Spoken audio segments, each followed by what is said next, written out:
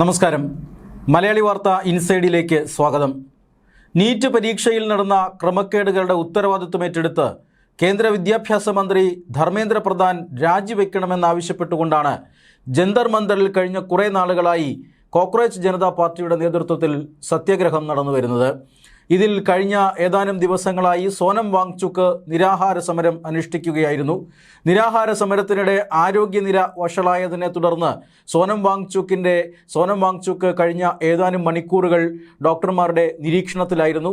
ആ സോനം വാങ്ചുക്കിനെ ഇന്നിപ്പോൾ നിർബന്ധപൂർവം ആശുപത്രിയിലേക്ക് മാറ്റിയിരിക്കുകയാണ്. ഇന്ന് പുലർച്ചെയാണ് ദില്ലി ഹൈക്കോടതിയുടെ ഉത്തരവനുസരിച്ച് സമരവേദിയിലെത്തുകയും സോനം വാങ്ചുക്കിനെ തൂക്കിയെടുത്ത് ആംബുലൻസിനകത്ത് കയറ്റി ആശുപത്രിയിൽ എത്തിച്ചിരിക്കുന്നത്. നിരാഹാരത്തെ തുടർന്ന് ആരോഗ്യനില വഷളായതിനെ തുടർന്നാണ് ദില്ലി പോലീസിന്റെ അപ്രതീക്ഷിതമായ നീക്കം. ദില്ലി പോലീസിന്റെ നീക്കത്തെ ചെറുക്കാനായി CJPയുടെ പ്രവർത്തകർ ശ്രമിച്ചെങ്കിലും തുണി കൊണ്ട് മറച്ച് വലിയ സുരക്ഷാ സന്നാഹത്തോടുകൂടി പോലീസ് വാങ്ചുക്കിനെ ആശുപത്രിയിലേക്ക് മാറ്റുകയായിരുന്നു. ആരോഗ്യനില വഷളായതിനെ തുടർന്നാണ് ദില്ലി പോലീസ് വാങ്ചുക്കിനെ ആശുപത്രിയിലേക്ക് മാറ്റിയിരിക്കുന്നത്. പകരം അഭിജിത്ത് ദീപ്കെ എന്ന CJP സ്ഥാപകൻ ഇപ്പോൾ നിരാഹാരം ആരംഭിച്ചിട്ടുണ്ട്. നേരത്തെ വാങ്ചുക്ക് ഈ നിരാഹാര പന്തലിലെത്തിയപ്പോൾ ഈ CJPയുടെ പ്രവർത്തകരും നിരാഹാരമിരിക്കുമെന്നാണ് റിപ്പോർട്ടുകൾ വന്നിരുന്നത്. എന്നാൽ അഭിജിത്ത് ദീപ്കെ തനിക്ക് ആരോഗ്യപരമായ പ്രശ്നങ്ങളുണ്ട് എന്ന് കാണിച്ചുകൊണ്ട് നിരാഹാരത്തിൽ നിന്നും മാറി നിൽക്കുകയായിരുന്നു. ഇപ്പോൾ വാങ്ചുക്ക് അകത്തുപോയതോടുകൂടി ദീപ്കെ നിരാഹാരം ആരംഭിച്ചിരിക്കുകയാണ്. ധർമ്മേന്ദ്ര പ്രധാൻ രാജിവെക്കണമെന്ന ആവശ്യം ഉയരുകയാണ്. ആ ആവശ്യം പ്രതിപക്ഷവും ഏറ്റെടുത്ത് കഴിഞ്ഞിരിക്കുന്നു. 20-ന് അതായത് തിങ്കളാഴ്ച പാർലമെന്റിന്റെ വർഷകാല സമ്മേളനം ആരംഭിക്കുന്നു. സത്യത്തിൽ വർഷകാല സമ്മേളനം ആരംഭിക്കുന്നതിന് മുമ്പ് മന്ത്രിസഭാ പുനഃസംഘടന നടക്കേണ്ടതായിരുന്നു. ഈ മന്ത്രിസഭാ പുനഃസംഘടനയിൽ വിദ്യാഭ്യാസ വകുപ്പ് ധർമ്മേന്ദ്ര പ്രധാനിൽ നിന്നും എടുത്തു മാറ്റാനും ഇരുന്നതാണ്. പക്ഷേ CJPയുടെ ഈ സമരമാണ് മന്ത്രിസഭാ വികസനം മാറ്റിവെക്കാൻ കാരണമെന്നറിയുന്നു. എന്തായാലും പാർലമെന്റ് സമ്മേളനം കഴിഞ്ഞയുടൻ മന്ത്രിസഭാ വികസനം ഉണ്ടാകും എന്ന് കരുതപ്പെടുന്നു. ഈ സാഹചര്യത്തിലാണ് പാർലമെന്റ് സമ്മേളനത്തിന് തൊട്ടു മുമ്പ് സോനം വാങ്ചുക്കിനെ അവിടെ നിന്ന് മാറ്റിയത്. ഇല്ലെങ്കിൽ പ്രതിപക്ഷം ഇത് ഏറ്റെടുത്തുകൊണ്ട് സോനം വാങ്ചുക്കിന്റെ ജീവൻ രക്ഷിക്കണമെന്നാവശ്യപ്പെട്ട് പാർലമെന്റിൽ പ്രശ്നങ്ങൾ ഉണ്ടാക്കാൻ സാധ്യതയുണ്ട്. ഇപ്പോൾ പാർലമെന്റ് സമ്മേളനത്തിന് തൊട്ട് മുന്നോടിയായി എല്ലാം ക്ലിയർ ചെയ്യുന്നതിന്റെ ഭാഗമായിട്ടാണ് സർക്കാർ ഇത് നടപ്പിലാക്കിയത് എന്ന് വ്യക്തം. എന്തായാലും CJP അവരുടെ സമരവുമായി മുന്നോട്ടു പോകും എന്നറിയിച്ചിരിക്കുകയാണ്. കഴിഞ്ഞ കുറേ നാളുകളായി പ്രതിപക്ഷവും കമ്മ്യൂണിസ്റ്റ് പാർട്ടികളും മറ്റ് പ്രധാനപ്പെട്ട സംഘടനകളുമെല്ലാം സോനം വാങ്ചുക്കിനെ രക്ഷിക്കണമെന്നാവശ്യപ്പെട്ടുകൊണ്ട് രംഗത്ത് വന്നിരുന്നു. സോനം വാങ്ചുക്കിന്റെ നിരാഹാര സമരത്തോട് കേന്ദ്ര സർക്കാർ അവഗണന കാട്ടുകയാണെന്നും സോനം വാങ്ചുക്കിനെ അവഗണിക്കുകയാണ് എന്നും പ്രധാനമന്ത്രി നരേന്ദ്രമോദി നേരിട്ടെത്തി താണു വണങ്ങിയില്ല എന്നൊക്കെയുള്ള ആരോപണങ്ങൾ ഉയർന്നിരുന്നതാണ്. സത്യത്തിൽ ആരാണ് സോനം വാങ്ചുക്ക്? സോനം വാങ്ചുക്കിനെ ഒരിക്കൽ കേന്ദ്ര സർക്കാർ തൂക്കിയെടുത്തതാണ്. അത് മറ്റൊന്നിനുമല്ല, ലഡാക്കിൽ പ്രക്ഷോഭവും കലാപവും ഉണ്ടാക്കിയതിനാണ്. ലഡാക്കിൽ ഒരു വിഭാഗം യുവാക്കളെ തെറ്റിദ്ധരിപ്പിച്ചുകൊണ്ട് അവർക്ക് ജോലിയും മറ്റ് മോഹന വാഗ്ദാനങ്ങളുമെല്ലാം നൽകിക്കൊണ്ട് കേന്ദ്ര സർക്കാരിനെതിരെ പ്രക്ഷോഭത്തിന് ഇറങ്ങിയ ഒരു വിദ്വാനാണ് ഈ സോനം വാങ്ചുക്ക്.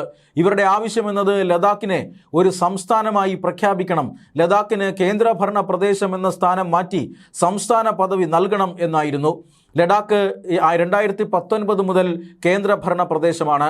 അന്ന് ജമ്മു കാശ്മീരിനെ രണ്ടായി വിഭജിച്ച് ലഡാക്കിനെ ഒരു പ്രത്യേക കേന്ദ്രഭരണ പ്രദേശമായി മാറ്റുകയായിരുന്നു. ഇപ്പോഴത്തെ ജമ്മു കാശ്മീരിനേക്കാൾ വലിയ ഭൂപ്രദേശമാണ് ലഡാക്ക്. മാത്രമല്ല ലഡാക്ക് തന്ത്രപ്രധാനമായ മേഖലയാണ്. ചൈനീസ് അതിർത്തിയും അതുപോലെ തന്നെ പാകിസ്ഥാൻ അതിർത്തിയുമൊക്കെ ഈ പ്രദേശങ്ങളിലുണ്ട്. അതുകൊണ്ട് തന്നെ ലഡാക്ക് തന്ത്രപ്രധാനമായ സുരക്ഷാ കാരണങ്ങളാൽ തന്ത്രപ്രധാനമായ ഒരു മേഖലയാണ്.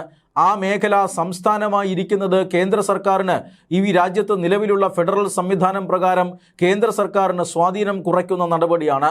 കേന്ദ്ര സർക്കാരിന് വലിയ സ്വാധീനം ഇപ്പോൾ ആവശ്യമുള്ള കാലഘട്ടമാണ് ലഡാക്ക് പോലെയുള്ള പ്രദേശങ്ങൾ. ജമ്മു കാശ്മീരിൻ്റെ പ്രത്യേക പദവി എടുത്തു കളഞ്ഞതിന് ശേഷം വലിയ ഇടപെടലുകളാണ് കേന്ദ്ര സർക്കാർ ലഡാക്കിലും ജമ്മു കാശ്മീരിലും നടത്തിക്കൊണ്ടിരിക്കുന്നത്. ഈ ഇടപെടലുകൾക്ക് വേണ്ടിയിട്ടാണ് ലഡാക്കിനെയും ജമ്മു കാശ്മീരിനെയും കേന്ദ്രഭരണ പ്രദേശങ്ങളായി പ്രഖ്യാപിച്ചിരിക്കുന്നത് എന്ന് എല്ലാവർക്കും അറിയാം. ലഡാക്കിൻ്റെ ഏതാണ്ട് വിസ്തൃതി 59,146 കിലോമീറ്റർ വരും. അതായത് ഇപ്പോൾ ഇന്ത്യൻ അധീനതയിലുള്ള പ്രദേശങ്ങൾ മാത്രമാണത്. സത്യത്തിൽ ലഡാക്ക് അതിവിപുലമായ പ്രദേശമാണ്. ഇതിൻ്റെ ഒരു ഭാഗം പാകിസ്ഥാൻ നിയമവിരുദ്ധമായി കയ്യേറിയിട്ടുണ്ട്. ആ ഭാഗം പാക് അധീന കശ്മീരിൻ്റെ ഭാഗമാണ്. അതുകൂടി ചേർത്ത് കഴിഞ്ഞാൽ ലഡാക്ക് ഏതാണ്ട് 1,66,076 സ്ക്വയർ കിലോമീറ്റർ വിസ്തൃതിയുള്ള പ്രദേശമാണ്. എന്തായാലും ഇപ്പോൾ ഇന്ത്യക്ക് സ്വാധീനമുള്ളത് 59,146 സ്ക്വയർ കിലോമീറ്ററാണ്. എങ്കിലും ഈ മേഖല അല്ലെങ്കിൽ ഈ വിസ്തൃതി അനുസരിച്ചുള്ള ജനസംഖ്യ ലഡാക്കിലില്ല. ലഡാക്കിലെ ജനസംഖ്യ വെറും 3 ലക്ഷത്തോളമാണ്. അതായത് നമ്മുടെയൊക്കെ ഒരു ലോക്സഭാ മണ്ഡലത്തിലെ ജനസംഖ്യ പോലും വരുന്നില്ല. അത്രമാത്രം കുറച്ച് ജനസംഖ്യ മാത്രമേ ലഡാക്കിലുള്ളൂ. അതിന് അവർക്ക് ഒരു MP ഉണ്ട്. അവരെ പ്രതിനിധീകരിക്കാനായി ലഡാക്കിന് ഒരു ലോക്സഭാ സീറ്റുണ്ട്. അതിനപ്പുറം ഒരു പ്രാതിനിധ്യം വേണമെന്നാവശ്യപ്പെട്ടുകൊണ്ടാണ് ഈ സോനം വാങ്ചുക്ക് സമരം ആരംഭിച്ചത്. അവിടെ ഒരു സംസ്ഥാനമായി മാറണമെന്ന് പാകിസ്ഥാനും ചൈനയും ഉൾപ്പെടെയുള്ള വിദേശ രാജ്യങ്ങൾ ആഗ്രഹിക്കുന്നുണ്ട്. ഇന്ത്യയുടെ ഫെഡറൽ നിയമപ്രകാരം കേന്ദ്ര സർക്കാരിന് അങ്ങനെയായാൽ ചില ഇടപെടലുകൾക്ക് പ്രശ്നങ്ങളുണ്ട്, പരിമിതികളുണ്ട്. പശ്ചിമ ബംഗാൾ സംസ്ഥാനത്ത് എങ്ങനെയാണ് രാജ്യസുരക്ഷയെപ്പോലും അപകടത്തിലാക്കിക്കൊണ്ട് മമതാ ബാനർജി ഭരിച്ചത് എന്ന് നമ്മൾ കണ്ടതാണ്. അതിർത്തിക്കകത്ത് അല്ലെങ്കിൽ രാജ്യാതിർത്തിയിൽ വേലി കെട്ടാൻ പോലും മമതാ ബാനർജി സർക്കാർ ഭൂമി വിട്ടു നൽകിയില്ല. ഇത് രാജ്യസുരക്ഷയെ വലിയ രീതിയിൽ ബാധിക്കുന്നത് നമ്മൾ കണ്ടു. അതിനുശേഷം BJP ബംഗാളിൽ ഭരണത്തിലെത്തിയതിനു ശേഷമാണ് അടിയന്തരമായി സൈന്യത്തിന് അതിർത്തികൾ കാക്കാനായി ഭൂമി അനുവദിച്ചു കൊടുത്തത്. ഇങ്ങനെ കേന്ദ്ര സർക്കാരിന് വലിയ രീതിയിലുള്ള ഭരണ പരിമിതികൾ അത് സംസ്ഥാനമായി മാറിയാൽ ഉണ്ടാകും. ഇതറിയാവുന്ന ശത്രു രാജ്യങ്ങളാണ് ലഡാക്ക് പോലെയുള്ള മേഖലകൾ പൂർണ്ണ സംസ്ഥാന പദവിയിലേക്ക് വരണമെന്ന് ആഗ്രഹിക്കുന്നത്. അങ്ങനെയുള്ള ശത്രു രാജ്യങ്ങൾക്ക് ഒത്താശ ചെയ്തു കൊടുക്കാനാണ് ഏതാനും ചില യുവാക്കളെ തെറ്റിദ്ധരിപ്പിച്ച് കൂടെ സംഘടിപ്പിച്ചുകൊണ്ട് സോനം വാങ്ചുക്ക് ലഡാക്കിൽ സംസ്ഥാന പദവി ആവശ്യപ്പെട്ടുകൊണ്ട് സമരം ചെയ്തത്. സോനം വാങ്ചുക്കിനെ അന്ന് തന്നെ കേന്ദ്ര സർക്കാർ പൊക്കിയെടുത്തതാണ്. രാജസ്ഥാനിലെ ജയിലിലേക്ക് മാറ്റിയിരുന്നു. കുറേ കാലം അവിടെ ദേശീയ സുരക്ഷാ നിയമമനുസരിച്ച് തടങ്കലിലായിരുന്നു. പിന്നീട് താൻ ഇങ്ങനെ ഒരു പ്രവർത്തനങ്ങളൊന്നും നടത്തില്ല, ജനാധിപത്യപരമായ സമരം മാത്രമേ നടത്തുകയുള്ളൂ, യുവാക്കളെ സംഘടിപ്പിച്ചുകൊണ്ട് കലാപം നടത്തുകയില്ല എന്ന് എഴുതി ഒപ്പിട്ട് മാപ്പ് പറഞ്ഞതിന് ശേഷമാണ് അവിടുത്തെ ഏകാന്ത തടവിൽ നിന്നും സോനം വാങ്ചുക്കിനെ പുറത്തുവിട്ടത്.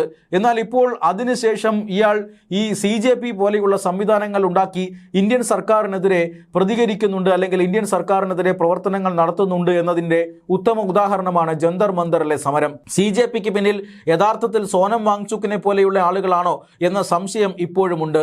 എന്തായാലും കേന്ദ്ര രഹസ്യാന്വേഷണ ഏജൻസികൾ ഈ സമരത്തെ വളരെ കൃത്യമായി തന്നെ നിരീക്ഷിക്കുന്നുണ്ട്. സർക്കാർ ആണെങ്കിൽ വളരെ അർഹിക്കുന്ന അവജ്ഞയോടുകൂടി തന്നെ സമരാനുകൂലികളുടെ ആവശ്യത്തെ തള്ളിക്കളയുകയുമാണ്. അതുകൊണ്ട് അവർക്ക് വലിയ രീതിയിലുള്ള ജനപിന്തുണയോ പ്രശസ്തിയോ ലഭിക്കുന്നില്ല.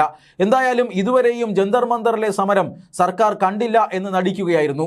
സോനം വാങ്ചുക്കിന്റെ ഇടപെടലോടുകൂടി ഇപ്പോൾ ജന്തർ മന്ദറിലെ സമരം മറ്റൊരു ദിശയിലേക്ക് മാറി. അതുകൊണ്ടാണ് ദില്ലി ഹൈക്കോടതിയുടെ ഉത്തരവ് പ്രകാരം ദില്ലി പോലീസ് ഇക്കാര്യത്തിൽ ശക്തമായ ഇടപെടൽ നടത്തിയിരിക്കുന്നത്. ആദ്യമായി ഈ രാജ്യത്തിൻ്റെ പരമോന്നത നീതിപീഠമായ സുപ്രീം കോടതിയുടെ ചീഫ് ജസ്റ്റിസിൻ്റെ ഒരു വാചകം, ആ വാചകം വളച്ചൊടിച്ചുകൊണ്ടാണ് CJP എന്ന ഒരു പ്രസ്ഥാനം മുഖ്യധാരയിലേക്ക് വരുന്നത്. അതായത് ഈ രാജ്യത്തെ തൊഴിലില്ലാത്ത ചെറുപ്പക്കാരെല്ലാം പാറ്റകളെ പോലെയാണെന്നും പരാന്നഭോജികളാണെന്നും സുപ്രീം കോടതി ചീഫ് ജസ്റ്റിസ് പറഞ്ഞു എന്ന് വരുത്തിക്കൊണ്ടാണ് വലിയ രീതിയിലുള്ള പ്രചരണം ഇന്ത്യയിലെ സംവിധാനങ്ങൾക്കെതിരെ CJP തുടങ്ങിയത്. അതായത് ഒരു ഹർജി പരിഗണിച്ചുകൊണ്ടിരിക്കവേ ആ ഹർജിയുടെ അടിസ്ഥാനത്തിൽ പറഞ്ഞ വാക്കുകളാണ് ഇത്തരത്തിൽ വളച്ചൊടിക്കപ്പെട്ടത്. സമൂഹ മാധ്യമങ്ങളിൽ CJPക്ക് വലിയ പ്രതികരണം ലഭിക്കുന്നുവെന്നും കൃത്രിമമായി ഫോളോവേഴ്സിനെ സൃഷ്ടിച്ചുകൊണ്ട് അവർ വരുത്തി തീർക്കാൻ ശ്രമിച്ചു. എന്നാൽ പ്രത്യക്ഷത്തിൽ CJP നടത്തിയ മീറ്റിങ്ങുകളും സമരങ്ങളുമെല്ലാം വൻ പരാജയമായി മാറുകയായിരുന്നു. ഇതെല്ലാം ചെയ്തത് അഭിജിത്ത് ദീപ്കെ എന്ന് പറയുന്ന ഒരു വ്യക്തി അമേരിക്കയിൽ ഇരുന്നു കൊണ്ടാണ്.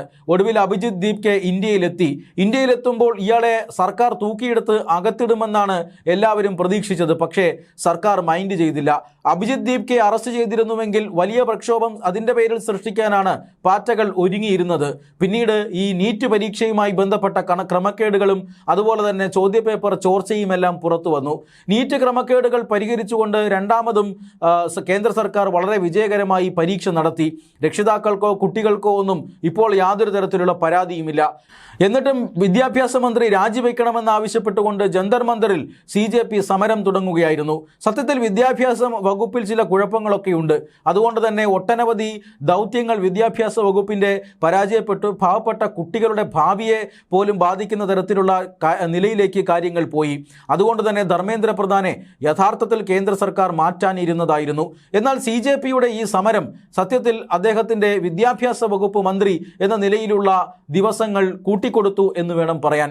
കേന്ദ്ര സർക്കാർ ഇതുവരെയും മന്ത്രിസഭാ പുനഃസംഘടനയ്ക്ക് തയ്യാറായിട്ടില്ല.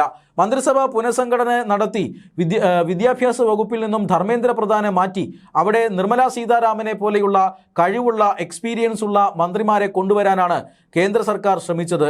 അതിനുള്ള എല്ലാ ഒരുക്കങ്ങളും പൂർത്തിയായിരുന്നു. അപ്പോഴാണ് ഇതിൻ്റെ ക്രെഡിറ്റ് ഏറ്റെടുക്കാനായി CJP ജന്തർ മന്ദറിൽ സമരം തുടങ്ങുന്നത്. എന്തായാലും ആ സമരത്തിൻ്റെ ഒന്നാം ഘട്ടം അവസാനിച്ചിരിക്കുന്നു. സോനം വാങ്ചുക്ക് ഒരു കാരണവശാലും ആഹാരം കഴിക്കില്ലെന്നും മരുന്നോ അതുപോലെ തന്നെ ആഹാരമോ തനിക്ക് നൽകാൻ പാടില്ല എന്നുമൊക്കെ വാശി പിടിച്ചിരുന്നു. എന്തായാലും പൊക്കിയെടുത്ത് ആശുപത്രിയിലേക്ക് കൊണ്ടുപോയിട്ടുണ്ട്. ഇനി മരുന്നും ആഹാരവുമെല്ലാം അവിടെ നിന്ന് ധാരാളം കിട്ടുമെന്ന് ഉറപ്പാണ്. ഈ സാഹചര്യത്തിൽ അഭിജിത്ത് ദീപ്കെ നിരാഹാരം അനുഷ്ഠിച്ചിട്ടുണ്ട്. ദീപ്കയ്ക്ക് നേരത്തെ തന്നെ ആരോഗ്യ പ്രശ്നങ്ങളുണ്ട് എന്ന് അദ്ദേഹം തന്നെ വ്യക്തമാക്കിയതാണ്. ഇനിയിപ്പോൾ നിരാഹാര സമരവുമായി ദീപ്കെ എങ്ങനെ മുന്നോട്ട് പോകുമെന്ന് കാത്തിരുന്ന് കാണേണ്ട കാര്യമാണ്. എന്തായാലും വൻ സേനാവിന്യാസം, പോലീസ് വൻ സേനാവിന്യാസം തന്നെ ഈ ജന്തർ മന്ദറിലും പരിസരത്തും ഒരുക്കിയിരിക്കുന്നു. സമരത്തെ പിന്തുണച്ചുകൊണ്ടുള്ള വിദ്യാർത്ഥികളുടെ ഒഴുക്ക് കുറഞ്ഞതോടുകൂടി സമരത്തിന്റെ ആവേശം നഷ്ടപ്പെട്ട് സമരം പരാജയത്തിലേക്ക് നീങ്ങുകയായിരുന്നു. ഇതിനിടയിലാണ് സോനം വാങ്ചുക്കിന്റെ അറസ്റ്റ് നിർബന്ധപൂർവം അവിടെ നിന്ന് സമരപന്തലിൽ നിന്ന് മാറ്റിയ കേന്ദ്ര സർക്കാർ നടപടി വന്നിരിക്കുന്നത്. എന്തായാലും CJP സമരം ഇനി എങ്ങോട്ട് എന്ന് കാത്തിരുന്ന് കാണേണ്ട വിഷയമാണ്.